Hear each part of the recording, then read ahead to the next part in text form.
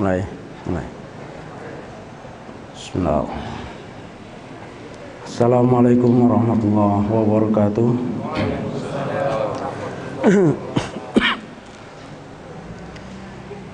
Alhamdulillah hamdan katsiran thayyiban mubarakan fi kama yuhibbuhu rabbuna wa yarda. Asyhadu an la ilaha illallah wa la syarika lah wa asyhadu anna Muhammadan abduhu wa rasuluh. Ikhwani fillah azani Allah wa iyyakum. Insyaallah siang ini kita akan membahas tematik ya yang berkaitan dengan hukum taswiyatus shaf. Hukum bagaimana meluruskan dan merapatkan shaf. Ya.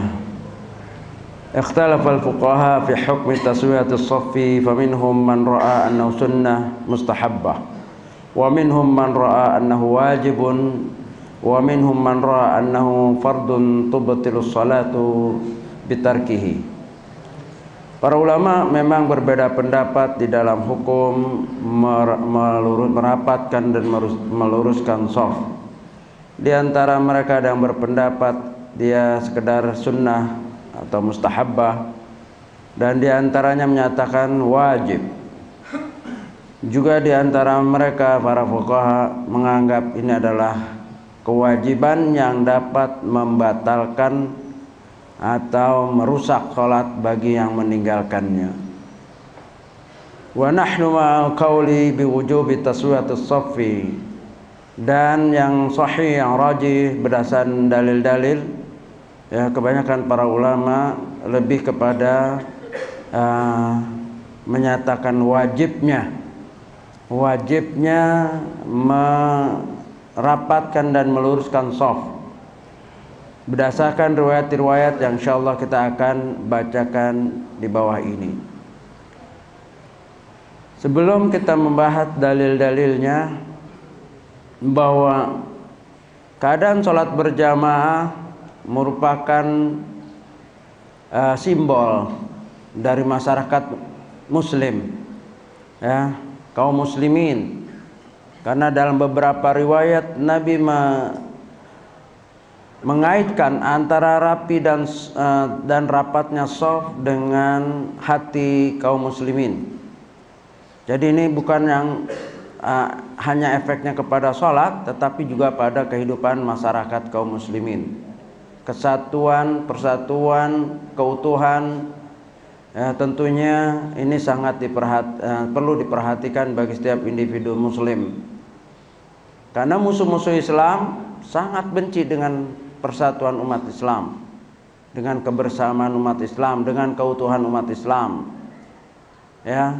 Dan ayatnya jelas, walan tarda ankal yahudu walan nasara hatta tattabi'a millatahum ya, di dalam surat Al-Baqarah, sesungguhnya Yahudi dan Nasrani tidak akan ridho kepada kita, tidak akan ridho dengan persatuan, keutuhan, kekuatan akidah umat Islam, tersebarnya umat Islam, syiar Islam. Mereka nggak akan ridho sampai kita mengikut agama mereka, jalan mereka, tata cara mereka, baru mereka ridho.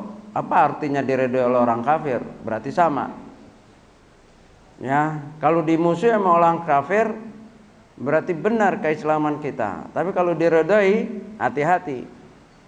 Kalau seorang banyak temannya lebih banyak orang kafir daripada orang Islam, hati-hati itu. Orang yang ini, yang agamanya ini senang, agamanya Buddha senang, Hindu senang, yang nggak punya agama senang sama dia, ajib. Ya, hati-hati itu. Ya, jangan bangga kalau disenangi sama orang kafir. Kenapa? Orang Islam kalau memang benar-benar menerapkan keislamannya, akidahnya, ya mesti akan dibenci. Dan itu lantarodho ba'dalan fi'il mudhari. Kaidahnya apa dalam tafsir? Kalau ba'dalan fi'il mudhari ini adalah al-istiqbal, al-istimrar, suatu yang terus menerus ya sampai hari kiamat.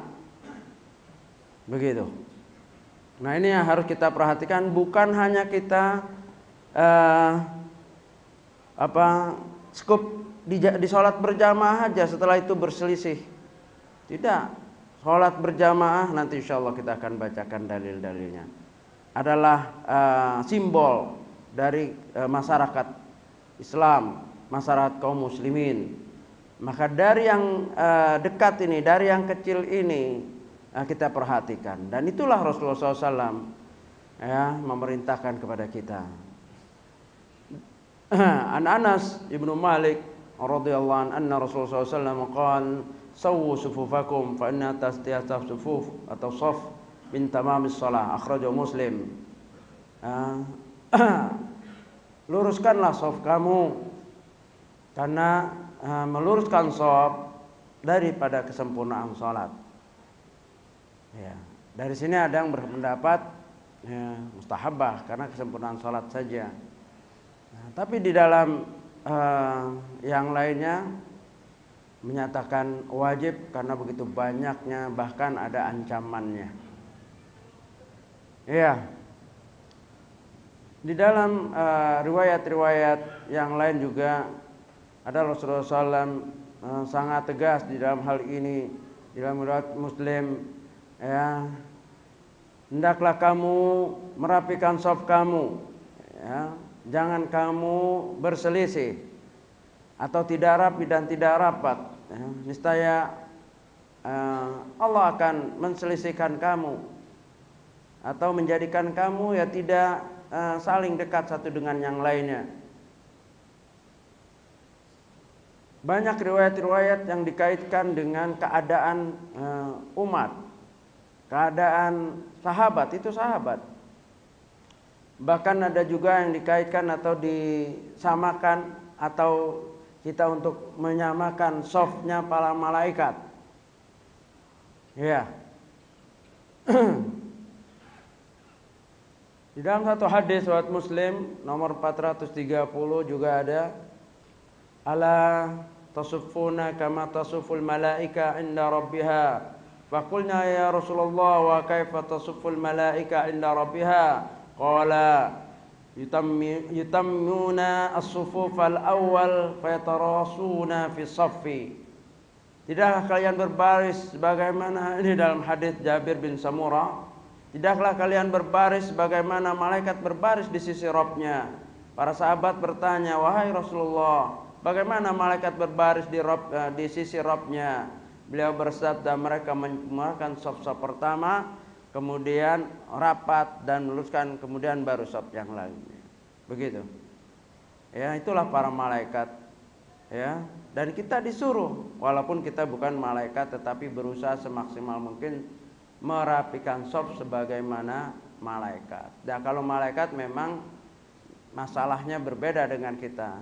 Para malaikat tidak ada nafsu, tidak ada inisiatif.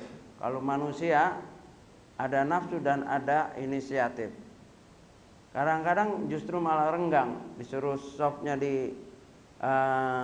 dirapikan, malah inisiatifnya misalkan ke kiri menjauhi imam. Ya, padahal yang satu ngaji. Kalau ketika shaf disuruh rapikan, semua mendekat ke arah imam. Yang misalkan sebelah kiri ke kanan, menghadap ke imam. Yang dari sebelah kanan ya ke kiri. Dari sini misalnya nih imam sini, di sini shaf sini, barisan sini itu ke imam. Ke tengah, semua ke tengah. Nah ini kadang-kadang tanpa ilmu juga nggak bisa merapikan shaf. Ya, gesernya kemana? Begitu ada yang ini menjauh ke imam, yang ini mendekat ke imam. Akhirnya yang bagus kalau yang di belakang paham masuk dia. Kalau enggak setan yang masuk. Kata setan, jazakallahu khair. Kasih tempat setan. Yang ini ke kiri, yang ini ke kanan. Itulah perlu ilmu. Merapikan shaf juga perlu ilmu. Ya. Di dalam riwayat lain, di dalam hadis Muslim nomor 432, kana Rasulullah sallallahu yamsahu manakibana fis shalah wa yaqulu istawu wa la takhtalifu qulubakum. sawu wa la takhtalifu fa takhtalifu qulubukum. Ya. Rasulullah SAW dalam satu riwayat dari Abu Mas'ud, ya, ada Ibnu Mas'ud radhiyallahu anhu, di mana Rasulullah SAW bersabda, ya, Rasulullah SAW karena Rasulullah SAW yamsahu manakibana. Rasulullah SAW mengusap pundak-pundak kami, ya, mengusap pundak. Di dalam salat. Fayaqul, kemudian beliau bersabda, istausu istau wala takhtalifu wa takhtalifu qulubukum. Coba. Rasulullah mengkaitkan, luruskanlah dan jangan berselisih sehingga hati kalian bisa berselisih. Karena sudah kita biasa menselisih shaf, ada yang lebih maju, ada yang ke belakang, ada yang renggang, ya, ada yang terfokus dengan sejadah, ya, bawa dari rumah, ada tanda kakinya lah gitu. Itu nggak mau bergerak tuh, kayak dilem. Nah, temannya geser-geser tetap aja. Ya, ada juga yang memang masjidnya memang sudah ada ininya, dia persisin itu, yang bulan bintangnya itu, dia nggak mau kena gambar tiangnya. Ada juga yang begitu, ya, yang begini, ya, akhirnya yang rajih adalah wajib sah sholat kita dalam satu jamaah itu sah, tetapi tidak sempurna, terkurangi bagi mereka yang sengaja tidak mau merapatkan. Nanti ada hadisnya yang riwayat Abu Daud, wa man qata'a Allah, barang siapa yang memutus, Allah memutus dia, baik pahalanya, keberkahannya. Sayang udah jauh-jauh datang ke masjid, putus berkahnya, pahalanya. Itu dalam riwayat lain. Nah, di sini jelas bahwa Rasulullah SAW mengaitkan, ya, shaf dengan hati. Ya, dari mana? Urusan Allah. Ya, Nabi nggak akan berucap sesuai sekedar hawa nafsu atau perasaan, tapi tentulah dari Allah Subhanahu wa taala. Luruskanlah, ya, istau wala takhtalifu fa takhtalifu qulubukum. Ya, luruskanlah, jangan berselisih, wala takhtalifu.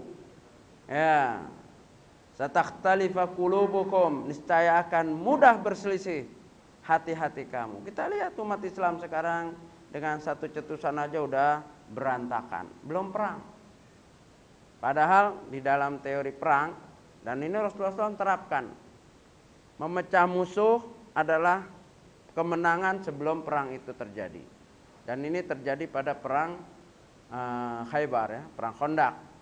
Ketika Rasulullah SAW dikepung persatuan antara kafir Quraisy dengan Yahudi, apa yang Nabi lakukan? Salah seorang Yahudi, tokoh Yahudi, Abdullah bin Salam, masuk Islam. Kemudian Nabi seluruh rahasiakan. Kemudian Nabi utus lagi untuk mengadu domba antara persatuan Yahudi dan kafir Quraisy. Akhirnya mereka berselisih, saling mencurigai, akhirnya nggak jadi menyerang Nabi, pulang masing-masing. Ini kemenangan. Jadi berpecahnya musuh adalah kemenangan suatu pasukan sebelum terjadi peperangan, dan pecahnya suatu pasukan adalah kekalahan sebelum terjadi peperangan. Ya, umat Islam ini kadang-kadang sudah kalah sebelum perang, berselisih. Ya, berselisih itu pertama ya dari sofnya itu. Sofnya mau masing-masing tadi ikut, ada yang ikut sejadah, ada yang ikut gambar, ada yang gerah, ya, mau kayaknya risih, ya, karena dia udah biasa renggang. Nah, ini nggak betul.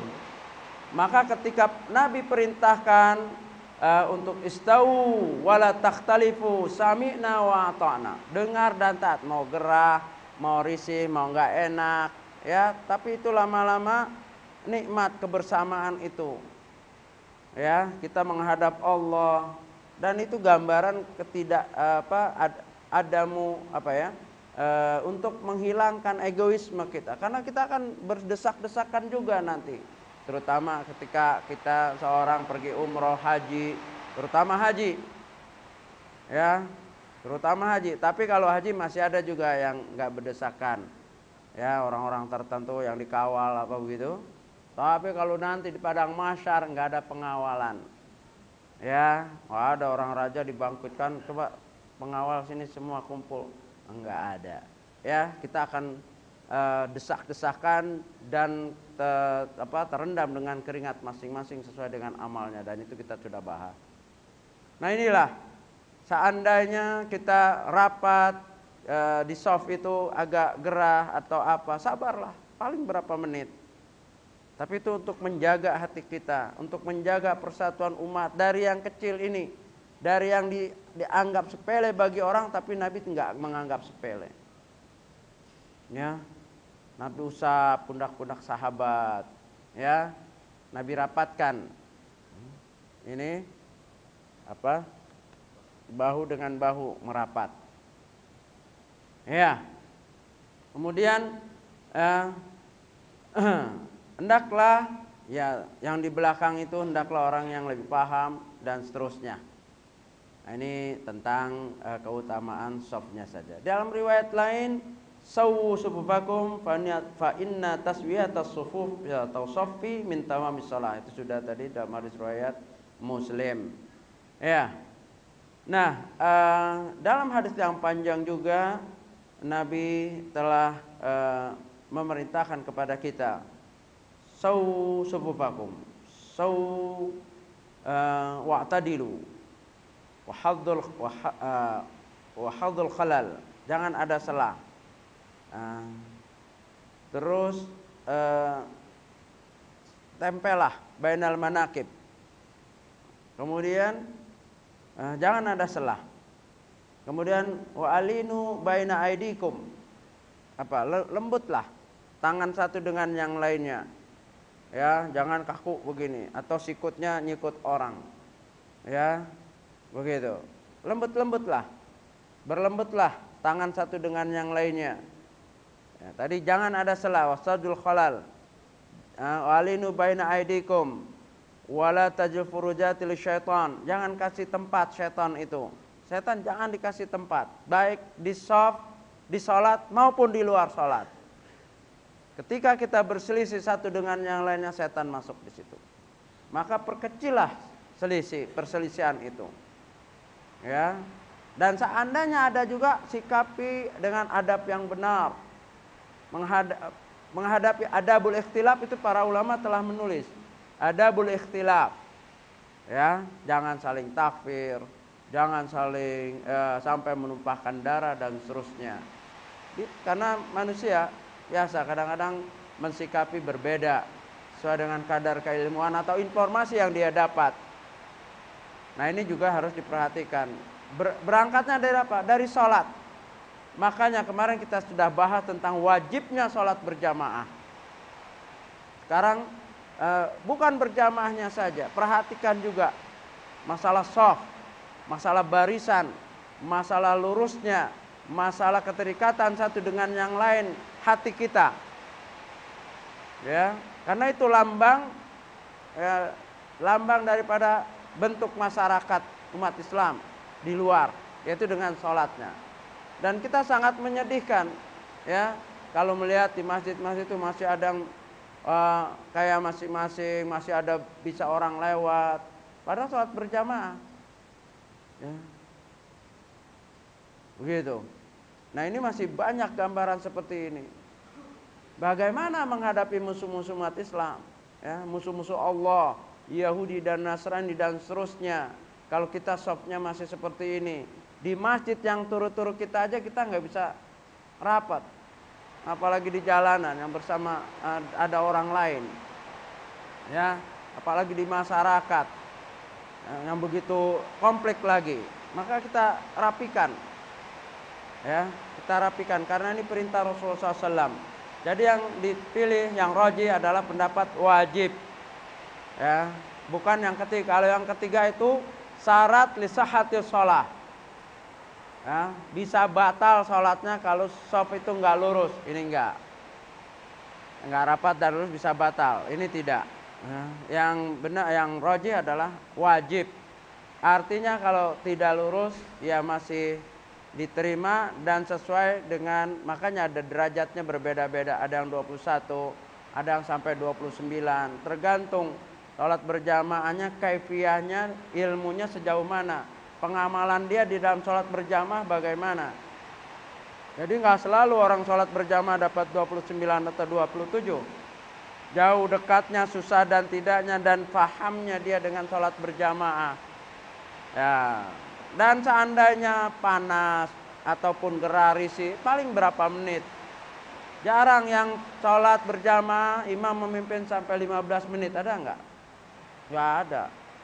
Udah banyak yang batuk itu. Batuk nyindir. Ya, 10 menit aja udah was-was imam. Ya, paling 10 menit ke bawah. Masa nggak kuat panas-panas sebentar? Apalagi masjid-masjid sekarang, masya Allah, ada AC, ada apa, ya sabarlah, sabar kita untuk berdekatan dengan saudara kita, ya merasakan mungkin dengan sentuhan itu, dengan kelembutan satu dengan yang lainnya, ya ini akan menyatukan hati. Inilah yang Rasulullah SAW tekankan, dan kita lihat hasilnya. Hasilnya apa? Betapa bersatunya antara Muhajirin wal Ansar dari sholat, sehingga ukhuwah atau akhwat, persaudaraan, innamal mu'minuna ikhwatun, itu terbentuk. Muhajir dan Ansar, kita lihat dalam sejarah, dan ini nyata bagaimana tolong menolongnya, seorang muhajir menolong seorang Ansar menolong muhajir yang tidak punya apa-apa. Bukan berarti miskin. Ada muhajir yang meninggalkan hartanya karena diancam, ya seperti Suhaib. Suhaib itu orang kaya, tapi ketika hijrah hartanya disimpan dulu, baru dia hijrah. Ketahuan nama orang kafir, dicegat. Kamu boleh ketemu nabimu, tapi kasih unjuk kami di mana harta kamu, baru boleh lolos. Saya tunjukkan nih di sini, biarkan saya hijrah, baru. Dan di sana jadi miskin, ditolong sama Ansor. Dari mana bentuknya itu? Tolong menolongnya menjadi kuat, persatuannya menjadi kuat, ya peduli satu dengan yang lainnya. Ya dari sholat itu tadi yang Nabi SAW selalu ingatkan. Ya berlembutlah satu dengan yang lainnya di antara kamu. Ya luruskanlah, rapatkanlah. Ya wala takhtalifu fatakhtalifa qulubukum. Ya jangan kamu berselisih di dalam shaf. Ya, ini saya akan berselisih hati kamu. Jadi ini telah terbukti di masyarakat sahabat, di komunitas sahabat, bagaimana Muhajir dengan Ansar, ya sehingga musuh-musuh Islam takut, bukan karena jumlah mereka besar, bukan, karena kuatnya akidah, karena persatuannya, ya karena ta'liful qulub, ya penyatuan hati yang dibina oleh Rasulullah SAW itu sangat solid, ya kat, sehingga tidak mudah diadu domba. Pernah hampir terjadi, ya Muhajir dengan Ansor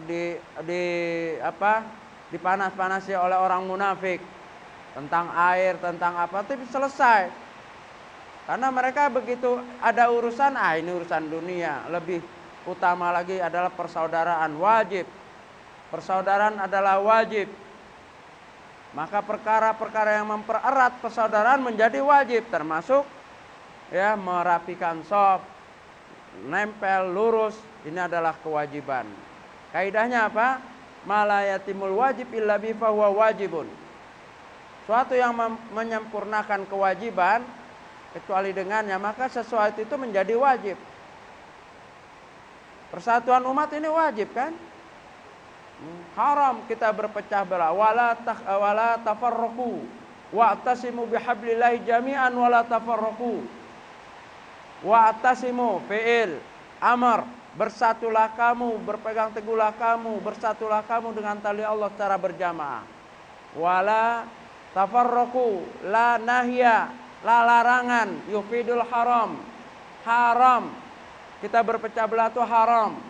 Wala tafarraqu, Ya, jadi haram. Nah, apa yang menjadikan sesuatu itu tegak kewajiban, seperti bersalat itu wajib, maka perkara-perkara yang ke arah sana menjadi wajib, termasuk merapikan shaf, meluruskan shaf, gesernya yang benar. Ya tadi, ini imam, yang sebelah kanan imam ke kiri, mengarah ke imam. Yang sebelah kanan, yang kiri imam kemana? Ke kanan. Itu yang betul. Begitu. Jangan ke arah tiang, ke arah pojok, ya, ke arah senderan. Ya, akhirnya banyak celah. Ya, kalau tadi panas apa itulah ujian. Sabar. Ya, sabar. Nah, jangan terfokus, sekali lagi jangan terfokus dengan gambar-gambar. Sunnahnya itu nggak bergambar. Ya. Nanti di dalam bab kekhusyuan sholat, ya, para sahabat sangat menghindar gambar-gambar untuk tempat sujud, karena itu bisa mengganggu kekhusyuan. Ya, jadi jangan pedulikan itu gambar, jangan pedulikan itu garis-garis tiang, bukan garis-garis soft. Kan ada ini, kayak ini tiang-tiangnya. Jangan kaki itu harus dipas 2 tiang itu, enggak harus. Ya, di sambungan karpet dengan karpet juga enggak apa-apa, sabar, ada garis sedikit di sini. Ya, paling berapa menit.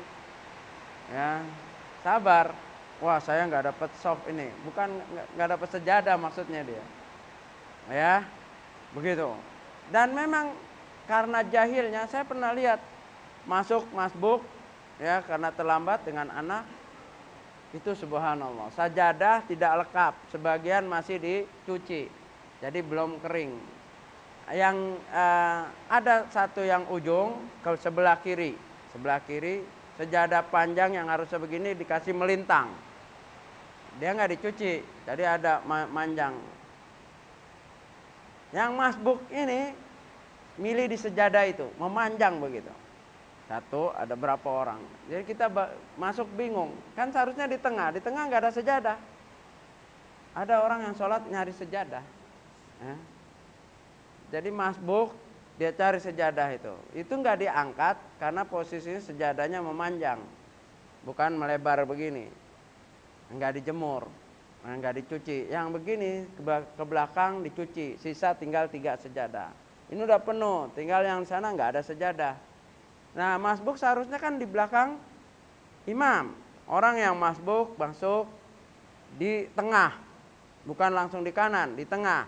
Nanti yang selanjutnya ngisi ke kanan, selanjut lagi ke kiri. Kalau di kanan udah agak banyak, jangan langsung ke kanan, ke kiri. Kan sawwa'tadilu, rapat, lurus, dan seimbang.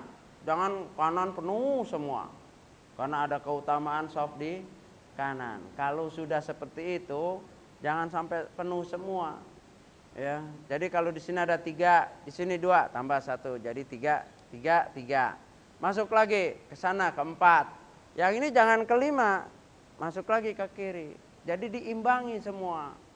Ya, ketika itu menyempurnakan shaf lebih utama daripada kanan kirinya. Ya, maka karena ada nanti riwayatnya dalam hadis riwayat Muslim, wa'tadilu. Dari riwayat Abu Daud juga, seimbang. Jadi itu cara masuk ketika masbuk juga ada ilmunya. Jangan ikutin sejadah. Sejadah memanjang, ikut memanjang ke sana. Yang masuk bingung. Kok ada di mana dari sejadah ada orang. Ya, itu enggak betul. Jadi cara masuk ke shaf bagi masbuk, ya, adalah apa? Di tengah. Belakang imam, 3 shaf sudah penuh, di tengah. Nanti masuk lagi kemari, masuk lagi sebelah kiri. Nanti kanan lagi, kiri lagi, seimbang, begitu. Jangan kanan semua, atau mulai dari kiri. Bagaimana kalau ada orang memulai di kiri? Jangan ikuti orang yang nggak paham. Dia satu orang nih, ada kan yang nggak paham, masuk ke kiri. Ke kiri, ini ibaratnya kiblat. Yang saya hadap ini kiblat ibaratnya. Berarti ada orang masuk ke kiri, pojok kiri. nggak perlu diikuti. Ya, kita tetap ikut aturan Rasul, ikut di kanan, di tengah. Kemudian nanti kumpul, nanti juga dia nyambung itu kalau terus ini. Ya, begitu. Jadi jangan ikut yang tidak paham. Nanti baru kita kasih tahu, Pak, Bapak kalau masbuk masuknya di tengah, Pak. Jangan di kiri mojok sendiri nyender lagi. Ya, memang nyari banget itu ya. Ya. Jadi itu kaifiah ya, bagaimana nah, yang diutama adalah ini. Adapun bentuk kaki kan tidak sama, ada yang panjang, ada yang pendek, ya, ada yang lebar, maksudnya ada yang ini. Yang jelas diutamakan bertemunya mata kaki itu. Seutama kalau bisa. Ya, karena itu dalam hadis Tirmizi ditekankan itu. Di dalam sifat salatun Nabi bab awal itu tentang shaf oleh Syekh Nasruddin Albani. Jadi cara merapatkannya itu begitu, selain pundak, ya, ini utama. Makanya jangan terlalu lebar dirinya. Nggak mungkin orang berdiri lebar ininya bisa nempel. Ya, nggak mungkin. Jadi diri sesuai dengan lebar pundak kita. Jangan juga merapat, dia nggak akan nempel kakinya dengan kaki saudaranya. Seimbanglah sesuai dengan lebar bahu kita. Ketika semua seperti itu maka akan rapat. Ya. Tapi kalau dia udah kayak koboi itu, yang lainnya minggir udah. Ya, nggak bisa dia mau nempel gitu. Masa miring begini? Nah, itu 4 rakaat boyok itu ya. Ya, sakit pinggang kalau 4 rakaat. Ya. Jadi lebar, ya, yang disebut merapat adalah merapat dari ke arah imam. Pokoknya ke arah imam. Rapat ke arah imam, bukan sebaliknya. Dan disebut rapat pertama ini. Jangan kaki dulu. Kalau kaki nanti ininya bisa renggang. Rapat ini dulu, baru kaki menyesuaikan. Kan gampang kalau kaki. Kalau ini sudah rapat, baru. Ya, begitu. Jadi rapat, jangan nempel banget. Ya, nanti takbirnya nggak bisa. Ya, rapat, nempel. Tapi jangan nempel betul. Ya, dan ini adalah sunnah. Ya, sunnah kakinya pertama adalah maksudnya sunnah dalam arti kata hukumnya wajib. Sunnahnya sunnah kan sunnah ada yang wajib. Ya, sunnah Rasul maksudnya yang mempunyai hukum wajib. Jangan salah paham lagi. Nanti saya bilang sunnah Rasul, dikerjakan berpahala, ditinggalkan nggak apa-apa, renggang lagi. Ya, sunnah Rasul yang hukumnya wajib. Kayak sholat 5 waktu itu sunnah Rasul, perbuatan Rasul. Hukumnya wajib nggak? Wajib. Jadi tidak semua sunnah Rasul itu sunnah. Sunnah Rasul ada yang wajib, sunnah Rasul ada yang sunnah. Ya, begitu. Jangan salah paham lagi. Jadi hukumnya wajib. Wajib berusaha. Nah, mudah-mudahan dengan sikap kita seperti itu yang lain jadi tahu, oh begini ya. Ya, mungkin awal-awal dia marah, digeser marah. Ya, geser lagi, geser lagi. Ya udah, jangan berantem dulu, kita mau sholat. Nah, karena orang belum ngaji, ya kan? Ya sudah. Begitu. Saya rasa cukup mungkin dengan bentuk tanya jawab lebih jelas. Silahkan kalau ada yang mau ditanya. Ya.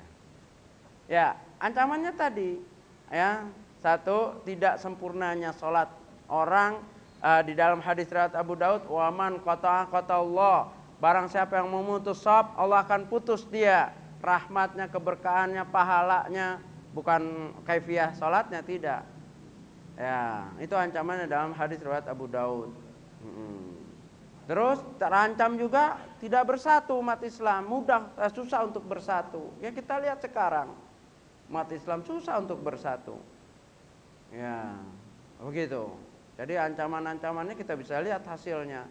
Hati kita nggak bersatu satu dengan yang lainnya, dalam bentuk tolong menolongnya kurang dan seterusnya. Ya, wallahu a'lam. Ya, silakan.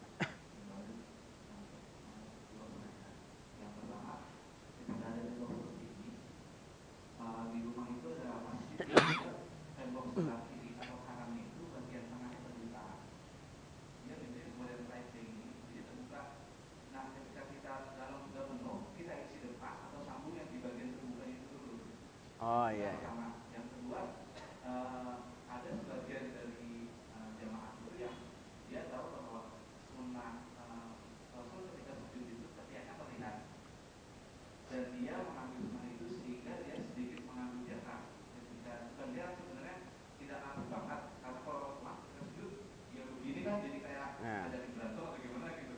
Nah sebenarnya kaidahnya seperti apa tentang sunnah tadi ketika sujud Rasul terlihat ketiaknya? Apakah itu berlaku untuk imam aja atau imam? Ya.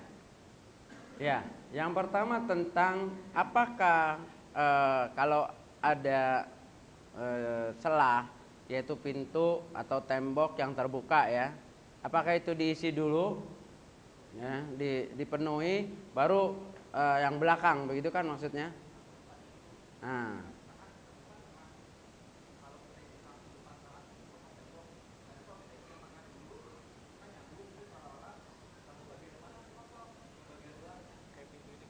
ya ini pintu ini kebuka. Di tengah sini dulu, di belakang imam dulu, baru kanan, baru kiri. Ya. Iya. Kenapa? Depan sini. Yang tengah sana kan? Oh, tengah luar. Oh, tengah luar, kanan dulu. Iya, depan dulu. Depan dulu. Bukan, depan dulu. Saya pikir yang sana. Yang sana tengah sini. Kemudian kalau di sini jangan di situ dulu. Sini dulu. Ya, samping sini dulu kanan. Ini kanan kiri. Kiri. Nah, sana dulu. Kanan. Kanan kiri baru belakang.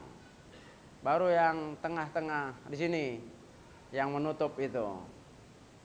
Ya. Begitu.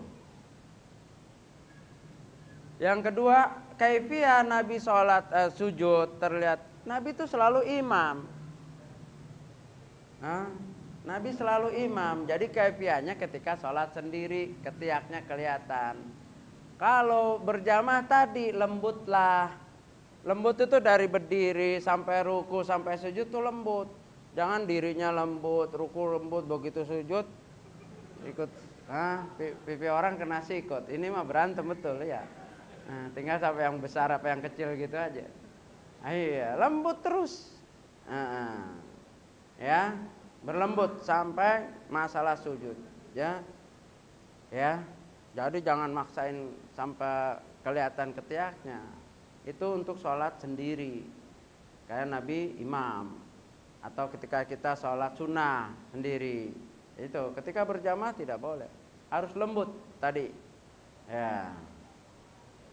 Ini tulisan dulu ya. Assalamualaikum warahmatullahi wabarakatuh. Di saat tarawih di bagian wanita sering kejadian sop terputus atau bolong, padahal sudah berusaha diatur, tapi ada yang tidak mau pindah. Siapa yang wajib mengatur sop wanita? Iya, kalau memang DKM menugaskan ada pengurus untuk wanita, ya dia yang ditugaskan. Kalau kaum lelaki kan muadzinnya itu. Bilal itu dulu pakai pedang. Menggarisnya itu pakai pedang. Makanya pucat kalau yang ini, ya. Kita nggak usah pakai pedang lah. Muadzinnya itu. Muadzin ini ya, membariskan. Berhak itu muadzin sebagai Bilal fungsinya. Makanya sebagian masjid menyebutnya Bilal. Sebetulnya itu muadzin. Bilal kan nama orang, masih hidup apa sekarang? Ya. Nah dia yang tetapi kalau kaum wanita siapa? Yang ditugaskan oleh imam atau DKM. Misalkan ada pengurus kaum wanita, kan ada biasa di masjid untuk urusan wanita. Ibu Pulana, tolong diatur softnya. Itu harus ditugaskan karena nggak mungkin muadzinnya ke tempat kaum wanita. Nggak ada hadisnya itu. Bilal nggak sampai ke kaum wanita, muadzinnya disuruh nggak balik-balik nanti dia, ya kelamaan di sana ya. Jadi yang ditugaskan oleh DKM-nya atau imam, nah ibu itulah yang mengatur, maksimal mungkin. Begitu nggak bisa diatur, jangan sampai yang ngatur juga terlepas daripada takbiratul ihram bersama imam. Ya sudah, Ini maksimalnya begitu. Ya nanti dilaporkan kepada imam untuk diperingatkan. Ya, dari imam harus memperingatkan juga kaum ibu. Jangan hanya kaum lelaki. Ya, begitu. Wallahu alam. Ya, San. Waalaikumsalam. Alhamdulillah Pak, saya menemukan beberapa masjid itu sudah mengenal soft yang rapat dan lurus. Alhamdulillah. Karena utamanya juga ada guru menjadi depan. Namun akibatnya kadang-kadang kita nggak satu orang, jadi harus 2 orang saja. Bedes. Orang yang nggak nyaman. Iya. Nah, jadi sebenarnya adab yang harus dilakukan oleh kita sebagai yang ikut sholat berjamaah itu seperti apa? Ya. Untuk mendapatkan keutamaan sholat. Ya, ya. Apakah dari belakang datang terlambat atau di depan? Ya. Itu bagaimana? Ya, yang dari belakang ujuk-ujuk ke depan tuh imam. Kalau makmum sesuai dengan datangnya. Bahkan ada hadits teguran. Ya, seorang membelah pundak-pundak saudaranya itu termasuk nggak beradab. Ya, dan seandainya dia mau duduk di antara itu dia harus izin dulu. Nah, itu adabnya. Ya, udah, boleh. Jangan dari belakang tuh. Itu hanya imam aja udah. Imam boleh, permisi, ya imam. Masa nggak boleh? Nah, itu aja imam. Yang lain mah duduk sesuai dengan ininya. Walaupun itu utama, ada yang lebih utama yang awal, yang duluan. Lain kalau nggak ada yang paham. Kan ada juga masjid yang pada takut kan. Ya isi ngapain lama-lama.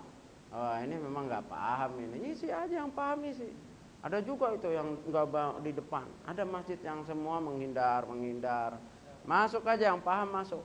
Ya, itulah disebut fastabil khairat, berlomba-lomba, jangan saling ini. Nah, kalau dalam ibadah harus tamak. Ya, kalau tamak ya, kalau dalam dunia ya mengalah. Ini ibadah loh, kok ini kagak ada yang mau di belakang imam nih. Yang nggak ada yang mau baris depan, semua minggir. Ada itu masjid minggir. Ya masuk, apa-apa masuk. Ya, cuman siap benerin aja kalau imam salah. Resikonya kan itu tadi.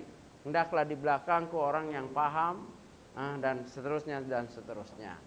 Ya resiko sholat di belakang imam tuh, imam batal dia maju, jangan nyuruh orang. Sok dia duluan, giliran batal nyuruh orang. Ya, gitu. Resikonya ada.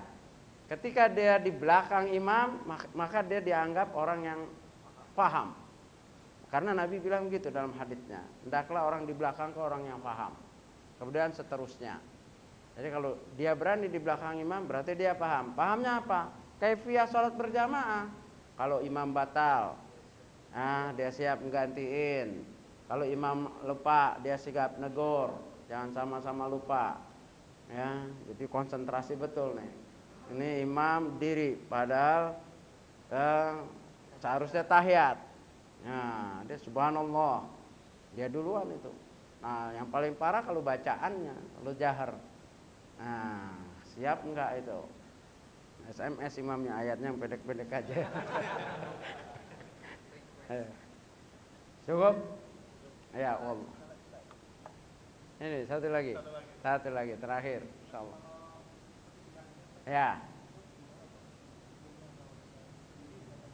Ya. Tiang seperti ini putus kalau jamaah sedikit. Nah, kalau jamaah banyak tidak putus. Tiang tembok ini tidak mutus terus sampai jalanan. Tapi kalau jamaah cuma sedikit, contohnya sampai situ. Terus di sini penuh. Di sana kan lega. Nah, ada berapa orang nih? Jangan ngisi tiang. Atau satu tiang sana, yang lain jangan diisi. Putus berarti. Atau yang bagus mundur semua dari tiang.